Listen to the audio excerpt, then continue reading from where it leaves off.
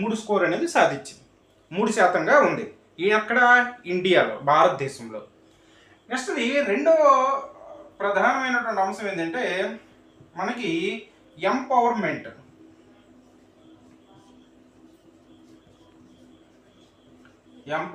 సాధికారత అంటాం. ఈ ఎంపవర్మెంట్లో రెండు ఇండికేటర్స్ అనేవి తీసుకుంటారు. ఈ ఎంపవర్మెంట్లో తీసుకునే ఇండికేటర్స్ ఏంటంటే విద్య పరంగా స్త్రీ పురుషులు ఏ విధంగా పార్టిసిపేషన్ అనేది ఉంది, విద్య పరంగా స్త్రీలలో పార్టిసిపేషన్ అనేది ఎలా ఉంది, అదేవిధంగా రాజకీయ పరంగా పార్లమెంట్లో ఏ దేశంలో ఉంటే ఆ దేశం యొక్క శాసనసభల్లో స్త్రీల యొక్క భాగస్వామ్యం అనేది ఎంత ఉంది అనేది తీసుకోవడం అనేది జరుగుతుంది.